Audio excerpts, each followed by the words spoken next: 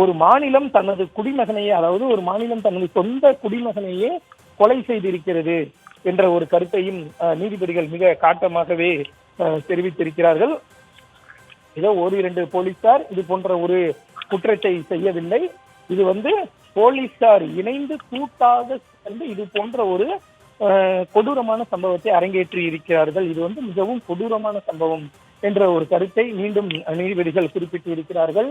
ஒரு மாநிலம் தனது சொந்த குடிமகனையே கொலை செய்திருக்கிறது என்ற ஒரு கருத்தை தெரிவித்திருக்கிறார்கள். மேலும் நீதிபதிகள் இந்த நிகழ்வை, அதாவது அஜித்குமார் அடித்துக் கொல்லப்பட்ட இந்த சம்பவத்தை ஒரு குற்ற சம்பவம் என்கிற ஒரு கருத்தில் தான் நீதிபதிகள் தெரிவித்திருக்கிறார்கள். மேலும் இது எப்படி சிறப்பு படைக்கு மாற்றப்பட்டது, எஃப்ஐஆர் கூட பதிவு செய்யப்படாமல் எப்படி சிறப்பு படைக்கு மாற்றப்பட்டது, அதில் ஒரு மூத்த அதிகாரி கூட இல்லை அல்லது பதவி உயர்ந்த அதிகாரி கூட இல்லை என்ற கேள்வியெல்லாம் நீதிபதிகள் காட்டமாக எழுப்பிய நிலையில் தற்பொழுது இது போலீசார் கூட்டாக சேர்ந்து செய்த சம்பவம் என்ற ஒரு கருத்தையும் தெரிவித்திருக்கிறார்கள். ஏற்கனவே பதவி ஆணவத்தின் காரணமாக நிகழ்த்தப்பட்ட ஒரு நிகழ்வு என்றும் ஏற்கனவே நீதிபதிகள் தெரிவித்திருந்த நிலையில் தற்பொழுது அனைத்து போலீசாரும் இணைந்து செய்த ஒரு குற்ற சம்பவம் என்ற ஒரு கருத்தை தெரிவித்திருக்கிறார்கள்.